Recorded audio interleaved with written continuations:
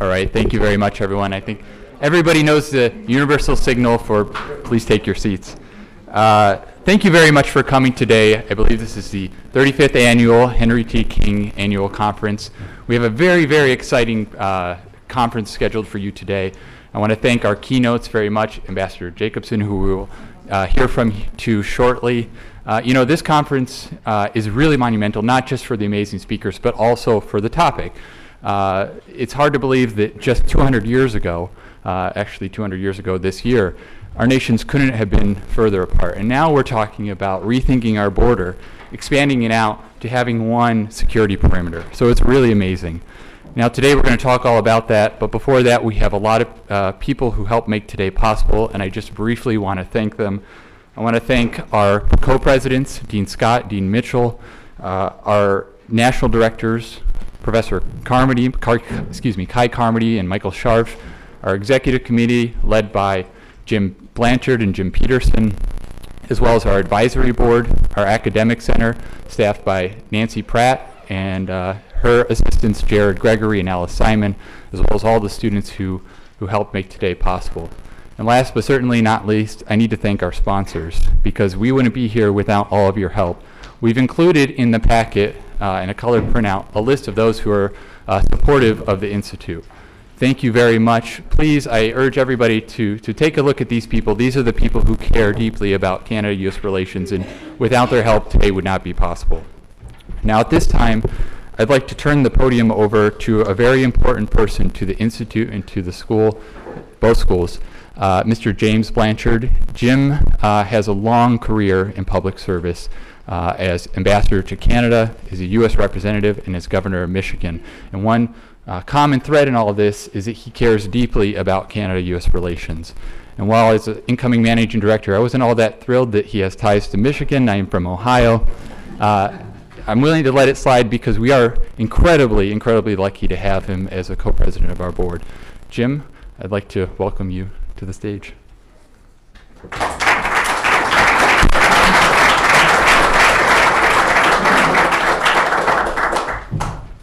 I'm not sure what all that is. David, thank you. And thank you for your leadership. David Cohen is the new executive director for this past year of the Canada-U.S. Law Institute, and we appreciate your leadership, the hard work of the staff. You all heard a fabulous speech last night from Ambassador Gary Dewar, Canada's ambassador to the U.S. Gary had to get to a meeting in New York, so I think he left about 6:30 this morning. We are joined this morning also by Ambassador John Negroponte, who is, as I mentioned to all of you last night at dinner, probably the most distinguished public servant and diplomat in the United States in the last couple of decades, perhaps more. I don't know. All I know is we're looking forward to your speech at lunchtime. We're honored by your presence. Thank you, thank you, thank you for being with us. I am now going to introduce a dear friend of mine who has, I think David Jacobson has been the most active U.S. ambassador to Canada in recent memory. Well, I said recent memory, David. You know, if you read his official biography, you see that he has a law degree from Georgetown and a BA from Johns Hopkins, great credentials. You'll see that he was a partner in commercial and corporate law in the law firm of Sonnenschein, Nath, and Rosenthal, a very prominent firm, as most of you know. He did found Adams Works, an organization to bring together corporate, civic, and academic leaders in order to foster nanotechnology in the Midwest. A man ahead of his time in that sense. And he also served as a member of CEO for Cities, which is a national bipartisan alliance of 75 mayors, corporate executives, university presidents, nonprofit leaders. So that's kind of in the official biography. But the reality is, most recently, he was special assistant to the president for presidential personnel. He was an original supporter of President Barack Obama, is a key trusted advisor, so much so that President Obama relied on him to select who the ambassadors would be going out around the world. And kind of like Dick Cheney, he decided, gosh, I guess I should be the ambassador to Canada.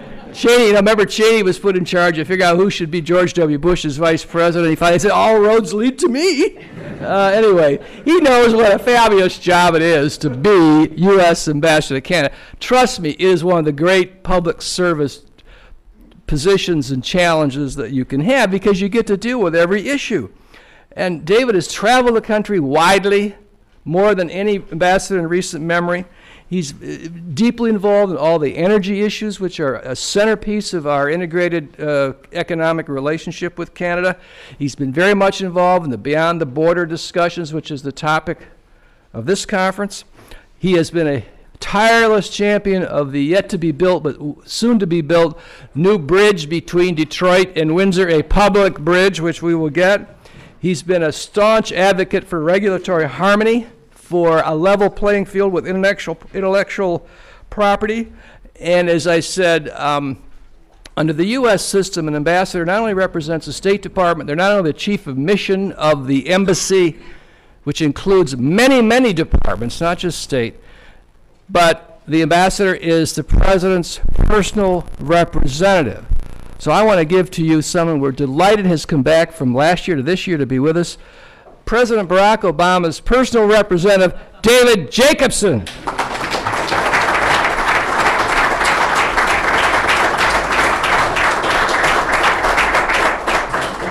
Maybe I can get the technology out of the way here for a second. Jim, thank you very much. You know, when you were talking about being one of the earlier supporters of the president, I am always reminded of my first meeting in the campaign, and there were 4 people. There were 2 desks, there were 2 chairs, 2 of us sat on the floor, and as best I recall, my only contribution in that meeting was that I lost the campaign's only key to the men's room. True story. But somehow we overcame that, and Barack Obama was elected president of the United States.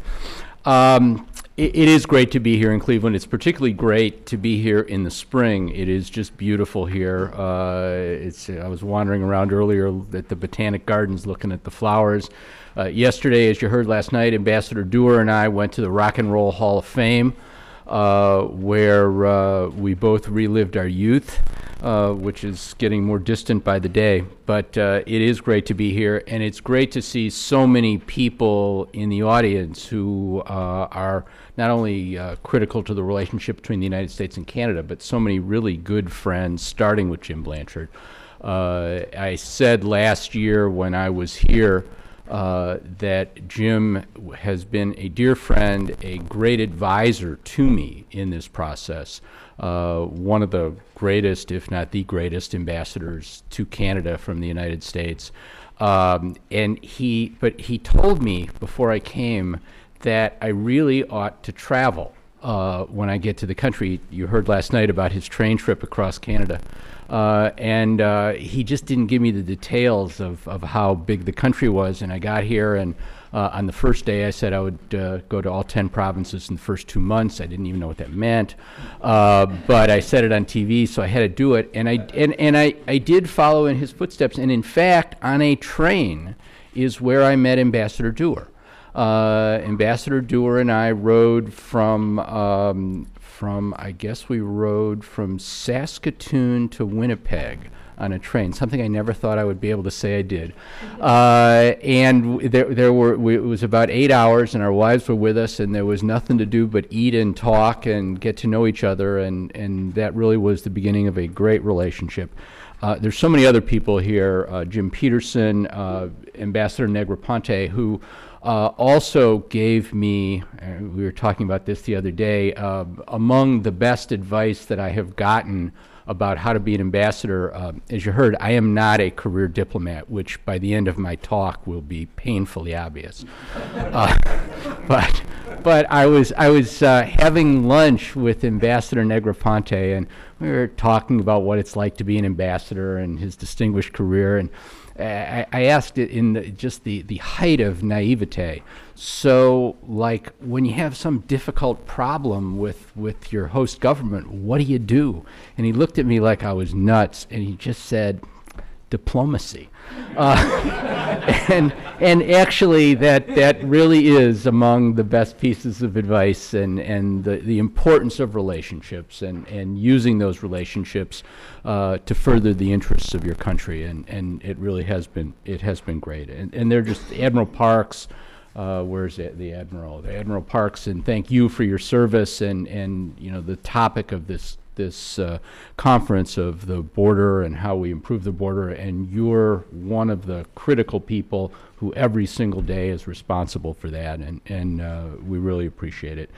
Roy Norton, the Consul General, Canadian Consul General in Detroit, who I have worked with on a large number of matters, and I think most of all to the students.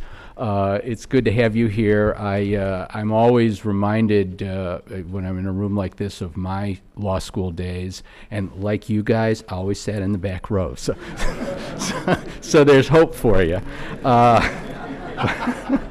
But it is wonderful to be here. What I want to talk about today is the latest step forward in the relationship between the United States and Canada. We have shared a path for a very long time. We've walked together as friends in times of peace. We have been allies in times of war. Sometimes we compete with one another, certainly in commerce, occasionally in things like hockey with varying results. Actually, the results, unfortunately, from my perspective, are not varying enough. But we have a very long history of coming together to trade goods, to solve problems, to defend freedom. And recently we've set our sights on a new destination.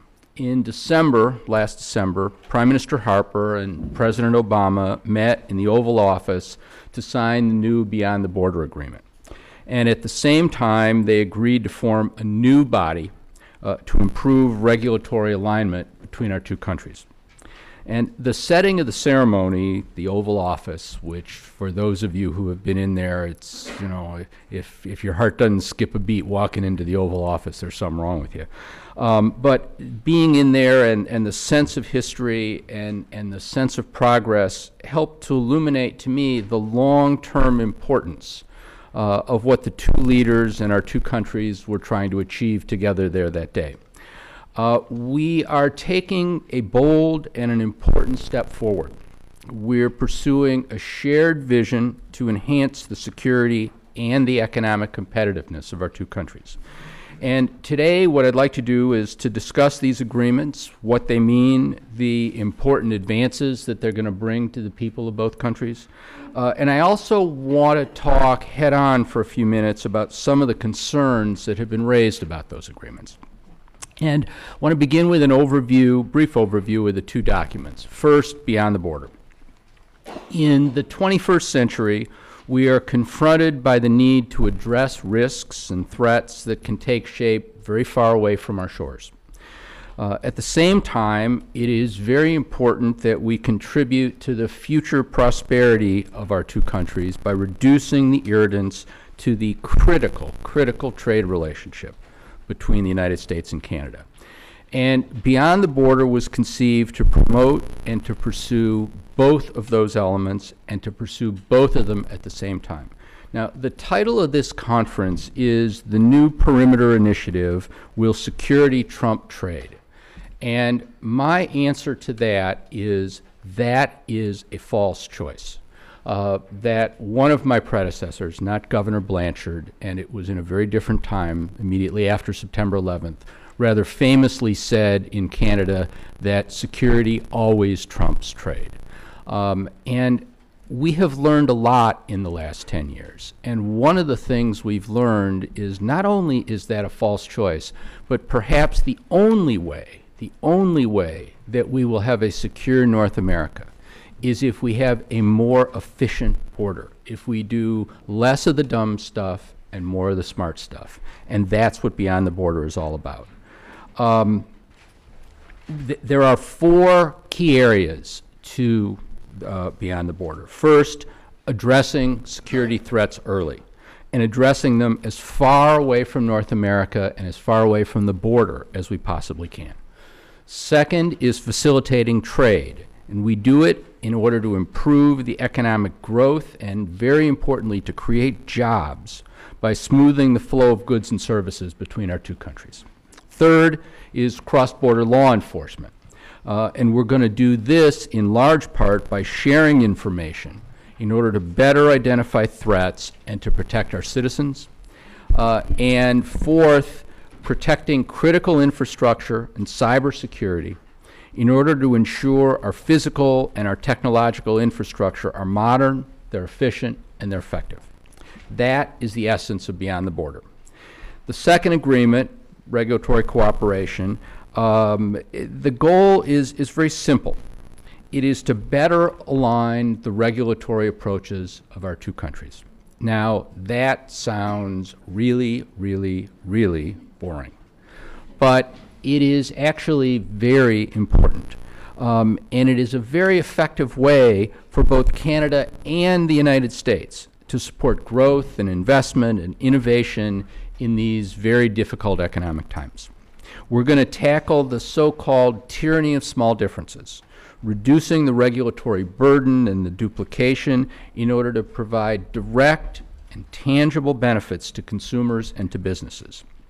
And we're going to do this through easier trade flows, lower production costs, and streamlined compliance. And we're going to do it, and this is very important, without compromising public health or environmental protection. But we cannot allow small variations in how we do things to cause big impediments to trade and travel. Now, yesterday, Ambassador Dewar talked a little bit about my Cheerios, and some of you have probably heard this story before, but I am pathetic, and every morning, other than this morning because they didn't have them, I have Cheerios for breakfast. Don't ask me, I just do. And when I lived in the United States, I always ate Cheerios that were fortified in accordance with the recipe that is required by the United States government. And now that I live in Canada, I eat Cheerios that are fortified with a different recipe that is required by the Canadian government. And I can assure each and every one of you that I feel neither healthier nor cheerier in one country or the other.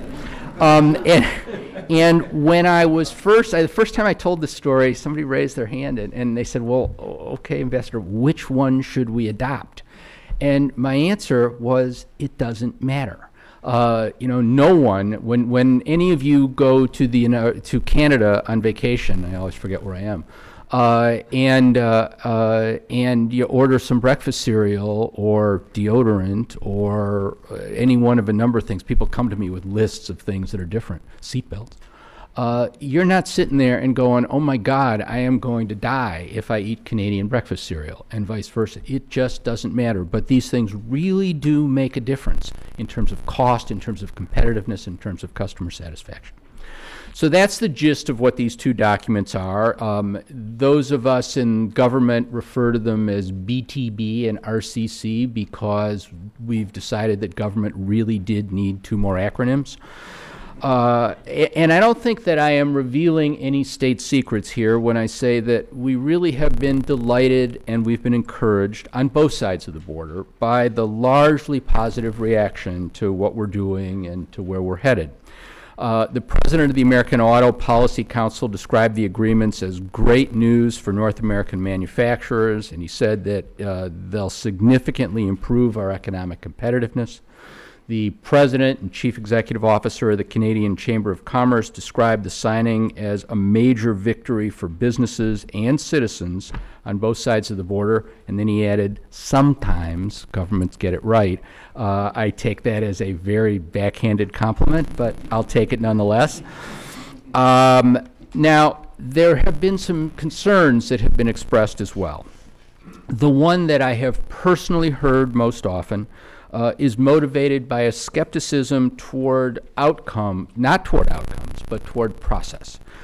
In other words, are we as governments actually going to do what we say we're going to do? Or are these just two more documents that are destined for the great filing cabinet up in the sky? There have also been concerns expressed about potential implications for privacy and individual rights, for the sovereignty of the United States and Canada. Others worry that these improvements can't be made in an era of tight budgets. Some have wondered whether the United States government is going to shift beyond the border to the back burner during the 2012 election campaign. Some look at the specific impediments being targeted by the Regulatory Cooperation Council, and they say, what about me? What about my industry? Why isn't the council working to reduce our burden? And what I'd like to do is go through these and address them one at a time, because each of them is important and each of them is serious. First, the question of follow-through. Now, there were a number of people that were worried at the outset of the Beyond the Border process of whether we were actually going to deliver. And I know this because I was one of them. The agreements were first contemplated in actually probably late 2009, early 2010 by Prime Minister Harper and President Obama. And actually, I think there are two people in this room who, at least on my side of this, were instrumental in this process. Teresa Brown and Laura Dawson. I see Laura and Teresa. They were critical to this effort. They, at the time, both worked with me in our embassy in Ottawa. They were instrumental in both of these ideas and in bringing them to fruition. Like Rocky Marciano, I think they have retired undefeated and gone into the private sector. But I owe them, and I think the people in both of our countries owe them a debt of thanks. But this thing was announced a year ago, and there has been a tremendous amount of work that was done between February of 2011, when these things were first announced and the vision was announced by the President and the Prime Minister, and December, when the much more detailed action plan was announced that I talked about earlier. And it is true that sometimes government initiatives fall by the wayside despite the very best of intentions. But a funny thing tends to happen when both leaders are actively engaged and when both leaders are really interested in getting things done and in making progress. Things tend to get done and progress tends to get made, at least if the rest of us want to keep our jobs. And that is what we're seeing here. There is momentum and there is energy that is coming from the top, and we are indeed getting things done. It is striking how much effort is being put in at very senior levels of both governments to achieve both beyond the border and regulatory cooperation. The second concern is privacy. And in the high-tech age that we live in, this is an important consideration. It is something that is very important to the President. It's something that's very important to me. And it is a concern that is shared by people on both sides of the border. There is one thing that I always make clear, particularly when I'm in Canada, and I think those of you who are from the United States will agree with me, that people in the United States care just as much about privacy. They care just as much about individual rights as people in Canada do. While our legal frameworks might differ a little bit, and sometimes we protect these rights in a little bit different ways, that we really do share similar values here, as Ambassador Dewar said last night, and that we have similarly high expectations with respect to both privacy and individual rights. That is why privacy and individual rights are a priority in this initiative with President Obama, and it's why we're going to continue to work to ensure respect for the laws and for the traditions of both of our countries. Now,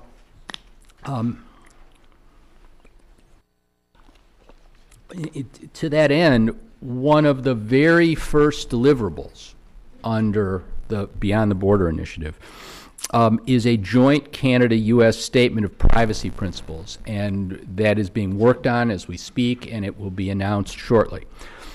The third concern that people have raised is sovereignty. Now, I found it interesting. I read a column not too long ago in the Globe and Mail by Lawrence Martin, where he said that with age, Canadians have become more secure about their independence. And there isn't much doubt that Americans have guarded their independence rather famously from the beginning. And neither country has any interest in changing the other one.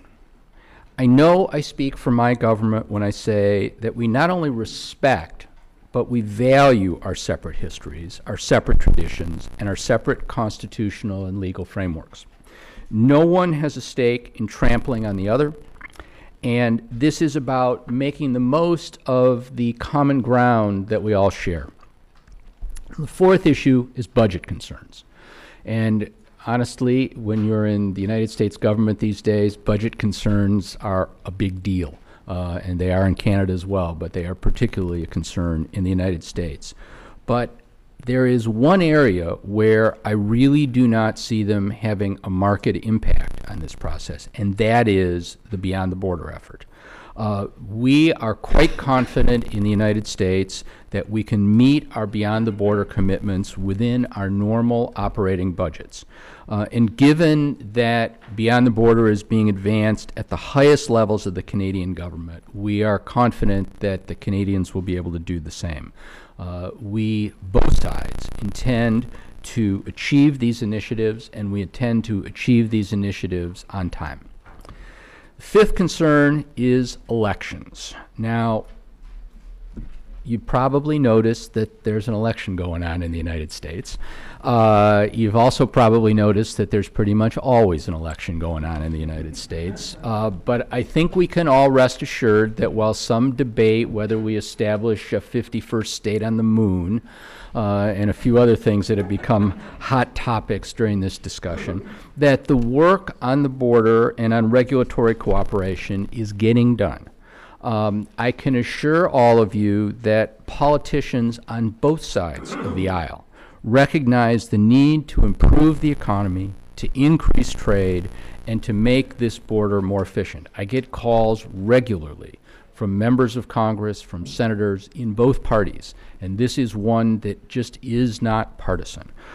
This is one of the things that Republicans and Democrats can agree on, and for those of you keeping score out there, there's at least one.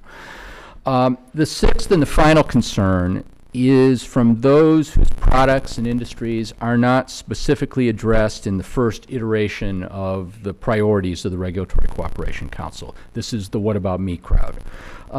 And what's important to understand here is that the priorities that were listed in the Regulatory Cooperation document are the initial round of priorities.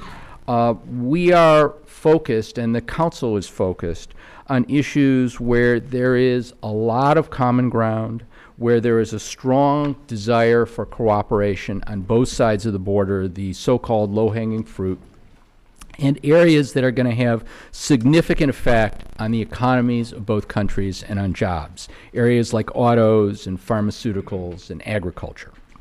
And once these issues are resolved, the RCC will have established some momentum, and the door is going to be open to looking at other and sometimes more complicated issues like Cheerios. But we are operating on the premise, and Teresa and Laura are ones who beat this into my head, that if we try to solve everything at once, we're going to end up solving nothing. And it's important to mention one other thing about the regulatory cooperation process, that going forward, the Council is going to try to voluntarily align future regulations as they're created. The fact is that it is much easier to work together to develop regulations as they emerge than to try to untangle the mess of older regulations. And so going forward, we're going to try as best we can to minimize these little differences in new regulation. So we've got momentum. We've got a head of steam on increasing trade and on improving security and reducing regulatory burdens. And question is, what's next? Well, how are we going to keep the momentum going? How are we going to keep building on the progress that we've made? And the determination is, and this is not exactly rocket science, that it is all about setting goals, it is all about deadlines, it is all about targets, and it's all about moving forward in responsibility. Let me give you a sense of some of the things that are going to be coming up in the next couple of months. In a few weeks, we are going to announce the elimination of the time-consuming and resource-consuming and, quite frankly, foolish practice of inspecting air cargo in both countries when it goes into both countries. So you fly from Toronto on your Toronto to Chicago and Chicago to Miami, your bag gets inspected twice, once in Toronto and once in Chicago. Doesn't make sense, okay? We're going to stop doing that. Same is true of cargo. We're going to inspect it once and it's going to be cleared twice. In the next few weeks, we'll be eliminating, I'm sorry, we've already eliminated that one. We're going to unveil a joint campaign to promote our trusted traveler programs and to encourage more people to apply. Now, why is this so important? As my friends in Homeland Security, they divide the world. This is true of goods or people. Same is true. Let's take people because it's easier for most of us to relate to. You can divide the world into three categories. There is one category which Homeland Security technically refers to as RBGs, really bad guys. It's true. I'm not making this up. And you know that we kind of have a sense of who those folks are. Then there is the other extreme, a much bigger category of people who we know before they get to the border are okay. People probably like most of the people in this room, but we have to know who you are before you get there. And then there's the third category, which is everybody else. And the trick, one of the very important things is, again, true of goods or people, same deal, is to move as many people out of that vast, unwashed middle category and into the good guy category. And the way you do that is you have information about them before they get to the border. The border is the worst place to make decisions about anything. It's a bottleneck. There's no redress. You don't have the right piece of paper. You got to go home. If you get to the border, you don't have your passport, you can't go. And so what we want to try to do is to get this information into the system ahead of time, and one of the very, very best ways to do it for people is Nexus. That if we know who you are, we've done some background check before you get to the border once, then every time you go through, you get to go through more quickly. And what that does is not only does it make it easier for you, but it makes it easier for everybody else because the limited resources that we have can be spent looking for the really bad guys and checking on the people in the middle category. And we're going to be safer because, going back to my initial point about security and trade and a false choice, that we're not wasting time checking on my grandmother. That is just not a good use of our resources. Now, by the end of May, we are going to develop this joint statement on privacy principles that I talked about earlier. By the end of June, we're going to see a new pilot relating to the inspection of fresh meats at the border, which is a real trade impediment, perhaps less so here and more so out western Canada, western United States. We will have drawn up plans to coordinate investment in small or remote border crossings that are going to be part of a 5-year infrastructure plan. The goal is to replace aging infrastructure with modern facilities that can better handle the traffic of today and of tomorrow. Now, this is just some of what's going to go on, and often in government it is easier to say something and a little bit harder to do it. But we are generating real progress, and it is real progress that is going to make a meaningful and a lasting difference to people and to businesses on both sides of the border. Now, more than once, I have had conversations with people where we're talking about these things and trying to fix the border and eliminating small nuances, and their reaction is, gee, don't you guys already do that? And I have to look back at them and kind of sheepishly say, no, we actually don't already do that. And a lot of what is in these agreements, whether it is beyond the border regulatory cooperation, is just kind of common sense. But as the famous Canadian philosopher Don Cherry always says, people think common sense is common, but it's not. Now, I think a lot of the Americans don't get that joke, but it's a good joke. He is the color analyst on Hockey Night in Canada, and he's quite the character. But what it comes down to is this, that on both sides of the border, we're motivated by the belief that we just don't have to choose between security on the one hand and efficiency on the other. That if we work together, if we're smart, if we're innovative, we can achieve both of those goals. We can create what Foreign Minister Baird has called a new border for a new century. Now, during my time as ambassador, I've developed a richer understanding of and an appreciation for the partnership that the United States and Canada have built together. We are two sovereign and independent countries, and we're aligned in the pursuit of better security and and more prosperity for our citizens. We are two countries that share an important and an incredibly successful trading relationship over a border that is a meeting place for commerce, and it is a symbol of our long-standing affinity. We've grown up together, we've built prosperity and advanced freedom at home and around the world. We are two independent nations, we're allies, friends across a border that unites us far more than it divides us. We are two nations with a remarkable past, and now we are two nations with a roadmap toward an even more promising future. Now, before I stop, I have one other thing that is totally unrelated that I just want to mention.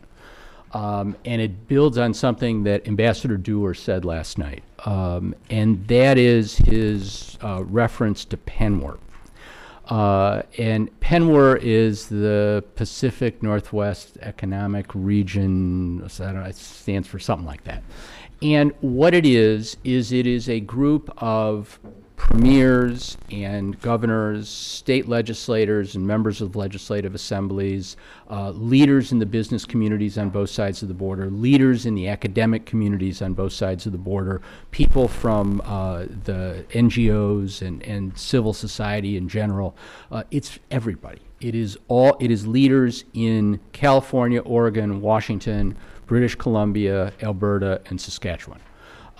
And they meet several times a year in large meetings. I think they have 2 meetings where they have over 1,000 people. And then they have other meetings as the year progresses. They have a professional staff. And it puts that region, the Pacific Northwest region of Canada and the United States, they have a real advantage. They have an advantage in terms of how they work together within the states and provinces. They have an advantage in terms of their voice in Washington and in Ottawa. They have an advantage in terms of the generation of ideas. And there is no similar kind of organization that deals with let's call it the Great Lakes states and provinces. And one of the things that Ambassador Dewar and I talked about last night, and you know, I suppose this is none of my business, but I've been here twice, so I feel like I'm part of the deal. But one of the things that we've talked about is that maybe the Canada-U.S. Law Institute could serve as a catalyst for setting something like that up among the Great Lakes states. It is something that is sorely lacking. We see it constantly. And in order to make it happen, it will require some resources, it will require dedication, it will require leadership. But it's something that's very important, and I think while it is a little bit different from your fundamental mission, I think that you're one of the very few groups, and one of the few groups with the right leadership, that maybe could make this happen. So I leave that with you, and with that, if we've got a couple of minutes, I'm happy to answer any questions you've got.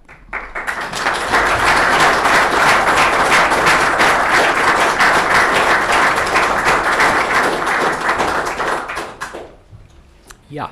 So this question perhaps should have been directed at Ambassador Dewar last night. Is this going to be an argument, or? So the question that I think Ambassador Dewar said last night that no one had a human right to cross the border, and I guess I was reflecting on that. I'm sorry. Ambassador Dewar said last night that he has always believed that nobody had a human right to cross the border. And it was kind of glib when I heard it, but it was only when I got home that I realized how much I disagreed with that. Because we are, because of the size of our two countries, really, in order, as you know, to fly from Vancouver to Toronto, you've got to fly over American airspace. So, it was kind of shocking the more I think about that, really, because, unless the Air Canada routes start going on that parabola north as opposed to south, we're coming into your airspace. So that strikes me in a number of high-profile cases that we've had that are out there that I think most Canadians would find that quite shocking, actually. And I wondered, is that something that you think at some point they'll make progress on? When we have cases where courts in Canada have looked into individuals and found them to be fine and okay, for them still to be listed and not be able to cross on a flight from Vancouver to Toronto because they're coming through American airspace. That strikes me as something that most Canadians would continue to find shocking. Let me unpick. There's a lot of issues in that one. Let me answer the simplest answer to your question. What he was, there are lots of ways that you can cross borders. You can cross borders on the ground. You can cross borders by flying from Toronto to Chicago, or you can cross borders by flying from Detroit to Vancouver and flying over some U.S. airspace. The flying over U.S. airspace on a flight that originates in Canada and ends in Canada, we have agreed that we will, because we trust Canadians, that we do not require information in advance in order to do that. Flights, however, that cross the United States, not Canada to Canada, but either Canada, these will be overflights. Canada, obviously, if they go to the United States, they have to, but Canada to Mexico, for example, that there is overflight. And I'll tell you, my reaction when I first heard about this, my reaction was kind of your reaction. Well, why do we care? And then, obviously, I think it was Teresa who explained to me, or someone explained to me, and it's pretty obvious. The problem with airplanes when they're in the sky is they're airplanes in the sky over your country. And it doesn't matter if the airplane started out in Boston and is flying to Los Angeles and flies into the World Trade Center, or starts out in Toronto and is flying to Mexico and ends up in the World Trade Center, that we and you have a reason to protect it. But that's on the overflight question, okay? And fundamentally, on your biggest concern, we don't ask for information about that, so rest easy on that one. On Ambassador Dewar's broader point, though, I do agree, and I think that most people agree. One of the fundamental things about sovereignty is that it is up to the country to decide who comes into its country and who doesn't. Canadians have every right to decide who gets to come into Canada. Americans have every right to decide who gets to come into the United States. That's what sovereignty is all about. Doesn't mean we're going to exclude somebody or not exclude somebody, but that is the essence of sovereignty. And on a somewhat broader and more philosophical basis, I am often asked, and it's a variant of your question, it's a very good question, but a variant of your question is, somebody has just come back from Europe, a place that has been torn by strife for hundreds, at least thousands of years. And they say, I can get in a car in France and drive to Germany and not even slow down. What's going on? How come we can't do that between the United States and Canada? And the answer is that the Europeans, or at least a group of the Europeans, have had a partial surrender of their sovereignty.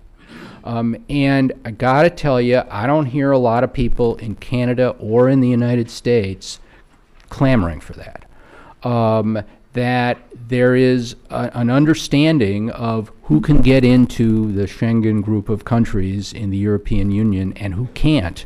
And if you're in one, you're in all. That is not something, that is not part of this agreement. Now, I do not envision that happening in the near term. I don't know what's going to happen over generations. Obviously, it took a long time in Europe, and they had a historical experience that was different from ours, and that drove them there. But I don't see that happening. Okay, I think I got my stop, but I'll take one more. This is a follow-up, actually, from that question. Given that we do not have the Schengen shared arrangements or anything equivalent to the European Court of Human Rights, is it possible to have increased sharing of information but entirely separate enforcement without running the risk of, once again, issues such as the Meher issue or the three dealt with under the Jacobson inquiry? Yeah. Is it possible to set up protocols for the sharing of information that in fact deal with this problem? That is exactly what we're doing. The answer is yes. And information can be misused by anybody.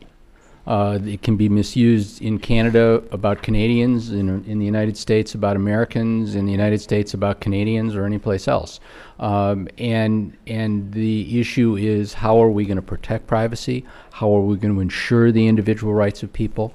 The Arar case is a very difficult one, but there is, the one thing I can tell you is that, at least in this administration, and I'm not speaking about what happened in past administrations, I wasn't part of it, but I can tell you in this administration, this president, that he believes very, very strongly in the importance of individual rights. And I think ultimately that is your most fundamental guarantee, whether you are an American citizen or a Canadian citizen.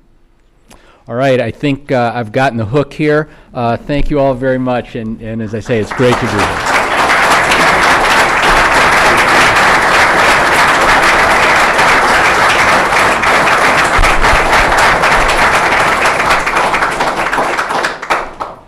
Ambassador, I want to thank you on behalf of all of us.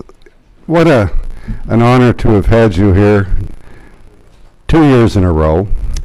I have arranged with security that you will not be allowed to leave here until you commit to next year as well. But Canada and the United States are the closest neighbors and the closest friends. We are delighted that the President appointed a person of your understanding and of your caring for strengthening that relationship. I was talking to the ambassador last night, and I asked him about CETA and the TPP. He had a profound knowledge of what the implications were going to be for Canada, and expressed in no uncertain terms how important it was for Canada to succeed in these negotiations, and that the United States would be a great partner in moving ahead. Just as Governor Blanchard was and is still a great partner of Canada, we have found in you a wonderful friend and a great ally. We couldn't appreciate it more. Thank you so much.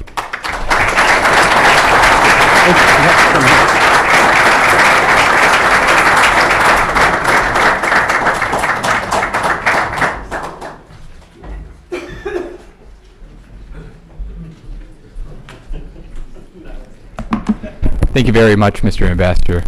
And now it's my distinct privilege to welcome two very important people to the Institute, to the podium to give a welcoming address.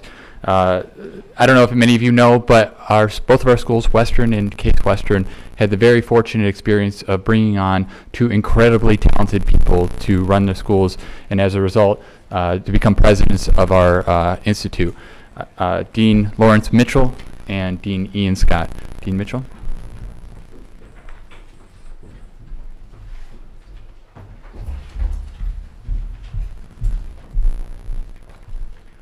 I apologize for the unconventionality of giving welcoming remarks well into a conference. I woke up at 3 o'clock this morning in Chicago having done what a dean does best, and that is raise money. So please forgive me for my tardiness.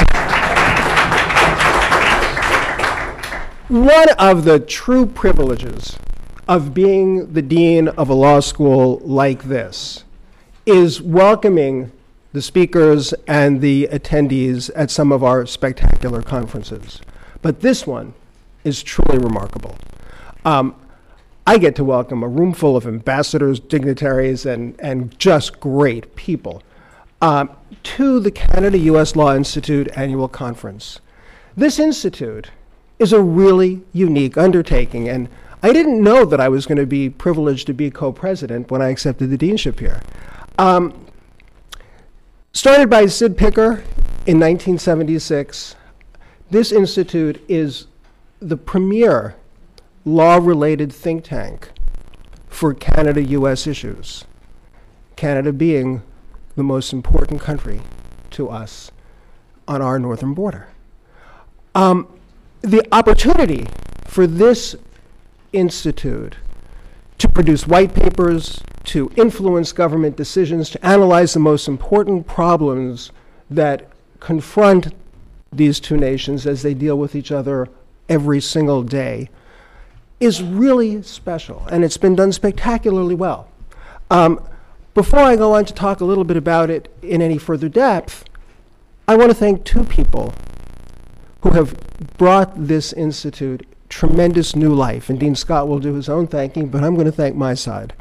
Michael Scharf, who doesn't sleep, who is a truly extraordinary human being and had far more to do than anybody should have had to do to begin with, stepped in as our executive director on our side and doing a spectacular job.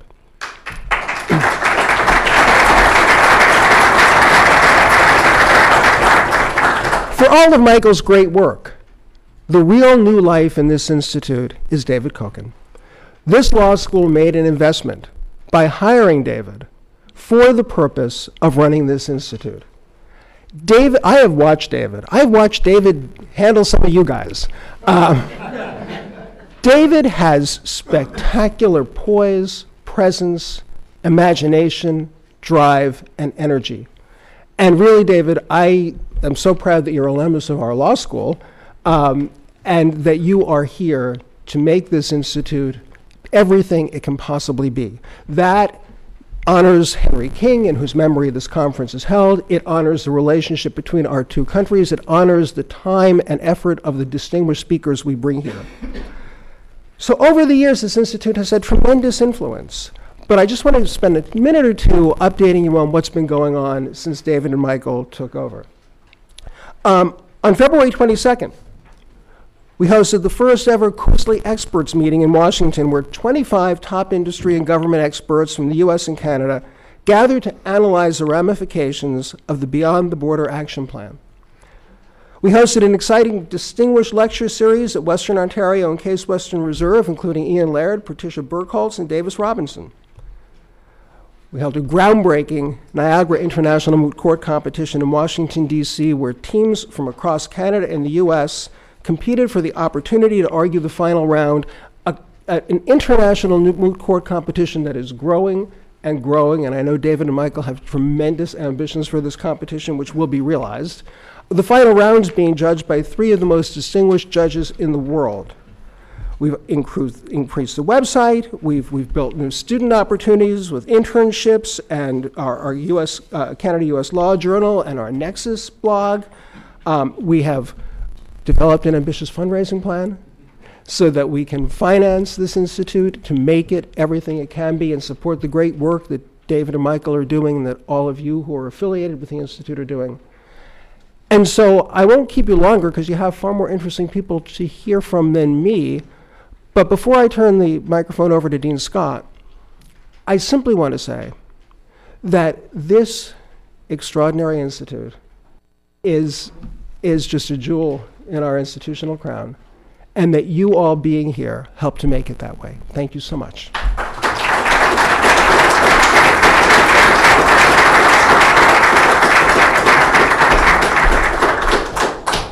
Good morning, Mr. Ambassador. I'd like to echo Mr. Peterson's remarks that we're delighted in Canada to have you in Canada, in Ottawa, as your government's representative, and it's quite important, as I'm sure you've learned, to Canadians to feel that we've got that relationship through you with Washington. It's my pleasure to be here. I, too, did not know that becoming the Dean of Western would have me here in this institute. I was just appointed last September, and you're not a career diplomat, I'm not a career academic, so you'll forgive me for how I approach things. But I too would like to thank our equivalent to Michael, Kai Carmody from Western. What I have learned in the academic world is you actually don't have anything much you can give faculty members to thank them for their vast contributions that they make, and economic levers, which I was used to in my prior life, I don't have. So Kai, thank you for your great contributions, and I wish I could give you more, but that's all I can give you today.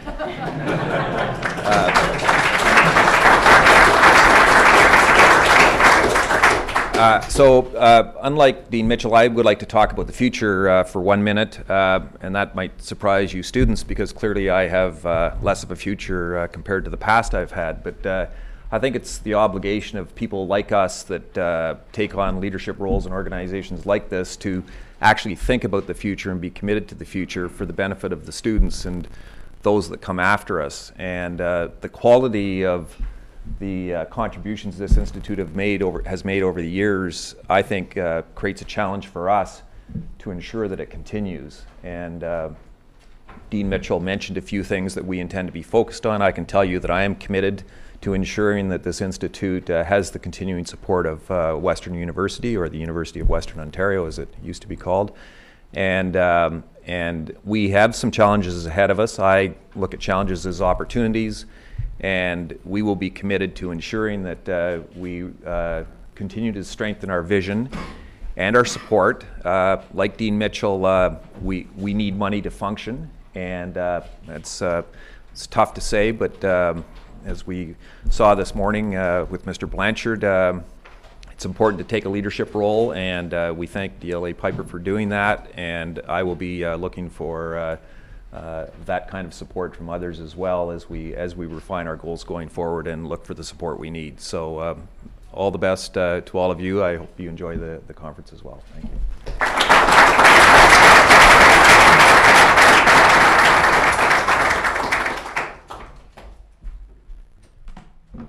Thank you very much, Deans Mitchell and Scott, for your kind words and for everything you do for this institute. We couldn't do it without you. So at this point, we are at break. We will reconvene at 10 a.m. sharp. So feel free to get up, stretch your legs, grab a drink, and then quickly scurry back here. See you at 10.